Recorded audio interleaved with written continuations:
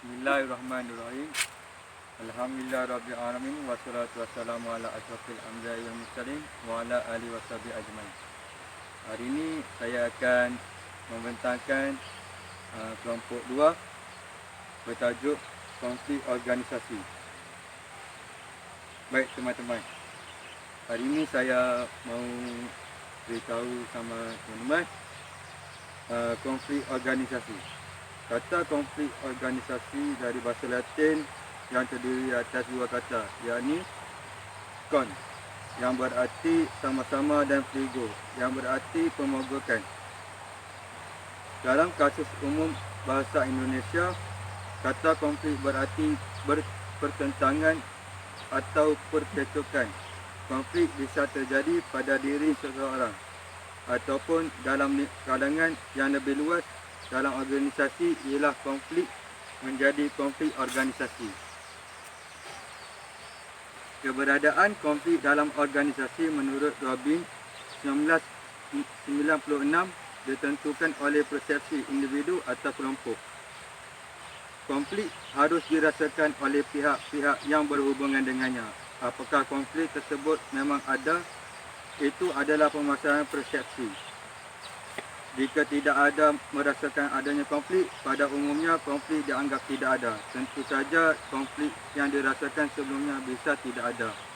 Sedangkan banyak situasi yang digambarkan mengundang konflik. Sebenarnya tidak demikian, kerana para anggota organisasi tidak merasakan adanya konflik tersebut.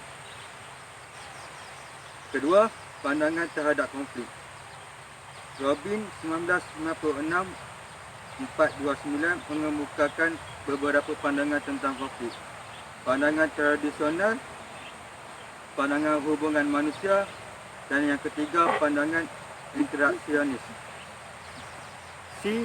Jenis-jenis konflik. Yang pertama, konflik dilihat dari fungsi. Konflik fungsional, iaitu konflik yang mendukung pencapaian tujuan kelompok dan berbagi kinerja kelompok. B. Konflik disfungsional, iaitu konflik yang merintangi tujuan kelompok. Dan yang kedua, konflik dilihat dari pihak yang terlibat di dalamnya. A. Konflik dalam diri individu. B. Konflik antara individu. C. Konflik antara individu dan kelompok. Dan yang ketiga, konflik dilihat dari posisi seseorang dalam susu organisasi. Konflik A. Konflik vertikal, iaitu konflik yang terjadi antara karyawan yang memiliki kedudukan yang tidak sama dalam organisasi. B. Konflik horizontal. C. Konflik garis staf. Dan D. Konflik peran. D. Faktor-faktor timbulnya konflik. Punca-punca ya. Satu, yang pertama komunikasi. Kedua, struktur. Ketiga, variabel peribadi. A. Konflik dan kaitannya dengan kualitas pelayanan organisasi. Yang pertama, kendalan. Kemampuan untuk memberikan jasa yang dijanjikan tepat pada waktunya. Kedua, responsif. Kemauan untuk membantu pelanggan dan memberi jasa dengan cepat. Ketiga, keyakinan. Kemampuan untuk menimbulkan kepercayaan diri pelanggan melalui perilaku ramah dan sopan. Keempat, empati. Kepedulian atau kemampuan untuk memberikan perhatian peribadi pada pelanggan. Kelima, berwujud. Mengadu pada fasilitas fizik, iaitu kemampuan dalam menyediakan peralatan personal dan media komunikasi dibutuhkan. F. Mengelola konflik dalam organisasi. Yang pertama, integrating. Kedua, obliging. Ketiga, dominating. Keempat, avoiding. Kelima, compromising. G. Negosiasi.